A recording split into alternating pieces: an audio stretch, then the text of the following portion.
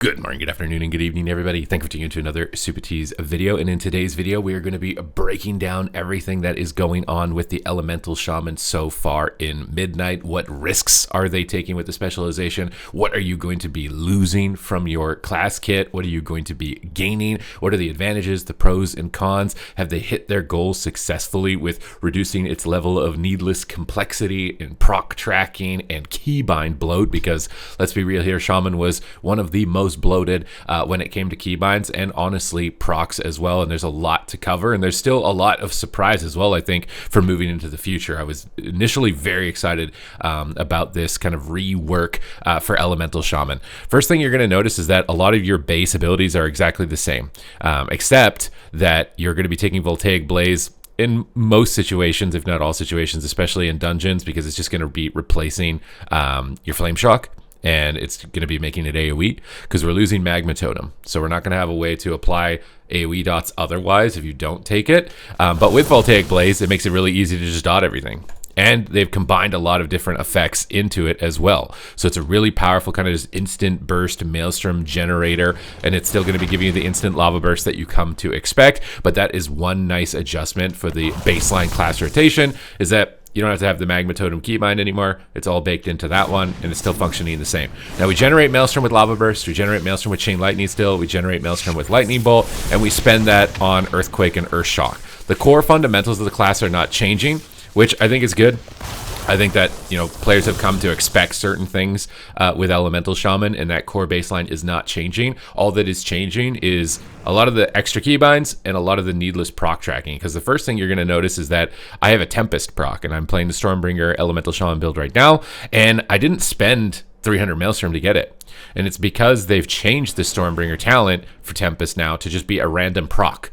Every time you spend Maelstrom, you have a 0.6% chance to just transform it into Tempest. So you're just going to be paying attention to that proc instead of like tracking an extra weak aura of how much Maelstrom you've spent and when are you hitting that critical mass point before you're going to hit a Tempest.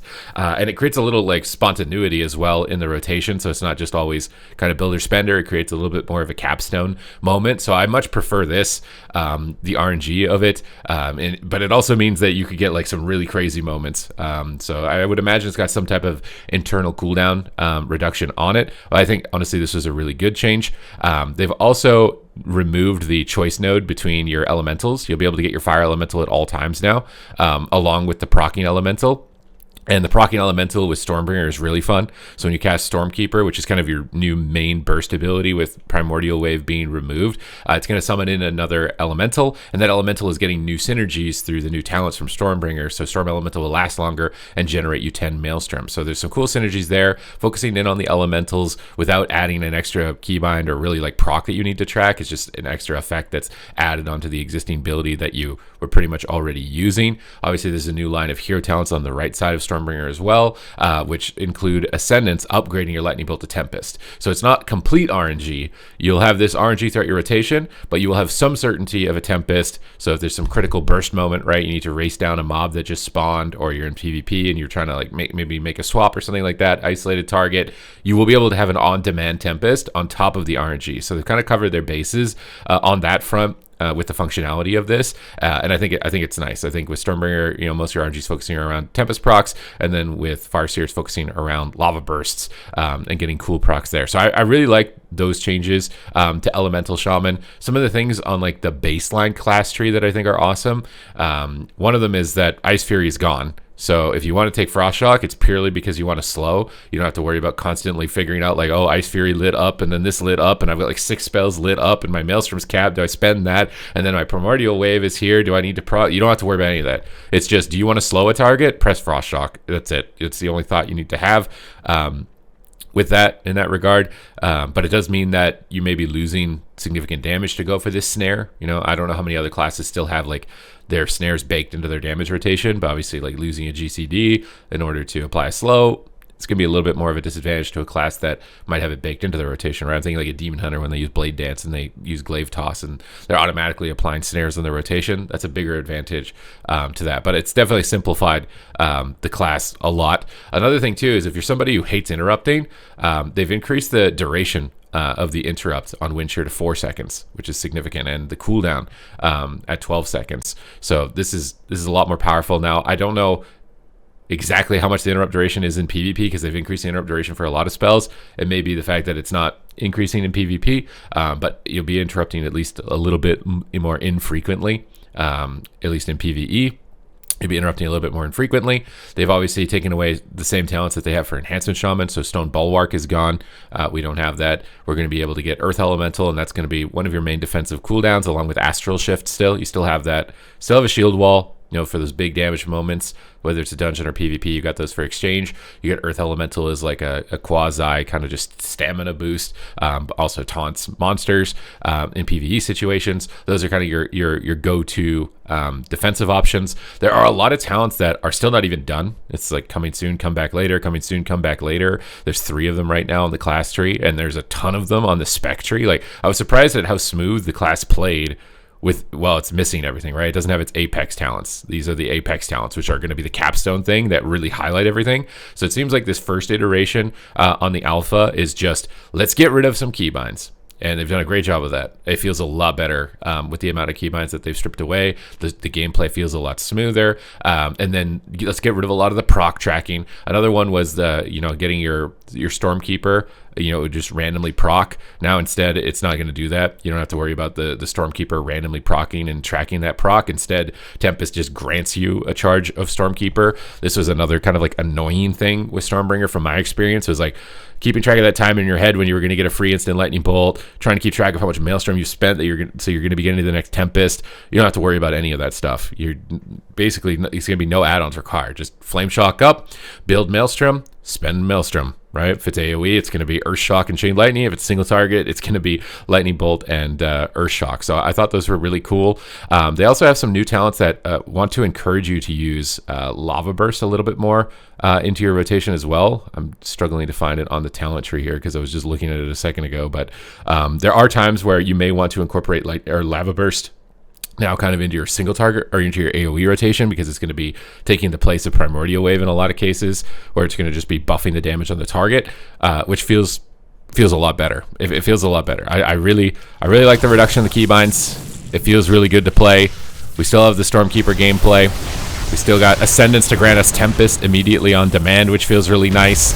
And we can just jump down Earthquakes. And obviously you can spec for Earthquake to spawn on the target. You could spec to spawn it, with a circle on the ground if you want to. All of the core gameplay is basically staying exactly the same as you would expect. They've just smoothed out and gotten rid of all of the extra bloat. All of the extra bloat is gone. It feels really good. And we still have a lot of new stuff to look for. Obviously, there's going to be more tuning. We just entered phase 2 and they reset everything and deleted all of our characters. I was going to try and actually get some like dungeons, whether it was like play with AI dungeons or whatever. I was going to do that, but they reset everything, and now I can't do it. So I'm hoping that we're going to get a phase where the characters can get boosted to a little bit of a higher level, so I can actually get in more of that content, because I'm definitely thinking about experimenting myself with more different forms of content. Now that the classes are being simplified, it's going to be a lot more accessible. I feel like it's going to be easier to get into other forms of content, whether you're from PvE to PvP or PvP to PvE. I think that it's going to be a much better experience overall, but it just feels more impactful. Your spells feel more impactful. You're not worrying about stacking all these different modifiers together to try and get this perfect moment of just insane peak burst that you're tracking with weak auras. You're just chilling, bro. You're just vibing. You're going through. I think they did a fantastic job with this. Ellie Shaman was like one of the ones that I was the most concerned with as far as keybind bloat and what was going to be happening for it into the future. And I think this initial build of it looks really good. It looks really, really good. I'm very impressed with it. It feels like more like the old school Elemental Shaman, and it still incorporates Stormbringer really well. And then Farseer, of course, is not complete, which is the main reason I'm not really doing too big of a deep dive. We still have a bunch of new stuff. So, like, this is great. Like, if it looks this good on a first draft, and we're still missing a lot of cool new stuff, then I think you've got something really good to look forward to when it comes to Elemental Shaman. And do remember that everybody's getting pruned down, right? It's not just you. Everybody's getting pruned down. They're trying to make it so that add-ons don't feel like they're required whatsoever. I think they've gotten really good to that goal with this, whether you're PvP or PvE. So I would rank this rework as like one of the best so far, and it could be absolutely the best depending on what these new talents are, what types of cool new effects they're going to be adding, which I am very curious to see. But what are your thoughts? Let me know in the comments down below. Do any of the reworks have you concerned? Some of them have me concerned. I'm going to be making tier lists as I advance more through the specializations to kind of rank them on like, oh no, like what happened with this spec, or this is the perfect rework, or whatever it may be, right? And for a lot of people, it might depend on their skill level, right? For me, I'm a more advanced level player. I do like a little bit more complexity, but I understand the importance of simplicity. But even when it comes to complexity, I don't like the needless like weak aura tracking and timing and these windows to line up in between all these things. I just want to do some big damage, bro. I just want to do some big damage. So I'm actually a big fan of this this rework. I think the Shaman's going in a really good direction. Likely going to be doing Resto Shaman here pretty soon. Obviously, the DPS specs I'm a little bit more excited about as mainly a DPS, but I'm considering I'm trying to tank in Mythic Plus, doing like a little bit of PvP and PvE this time around for Midnight, and kind of branching out because I've been playing Legion Remix and actually been having a lot of fun with that. So I hope you guys are going to enjoy following along my journey here. And if you want to, make sure to hit the subscribe button so I can relay you news you don't miss out, and you can follow along with me on my live streams as well. But other than that, that's pretty much all we've got for Elemental Shaman. It looks good. That's the core of it. It looks really good. Thank you for watching, and I will see you on the next one.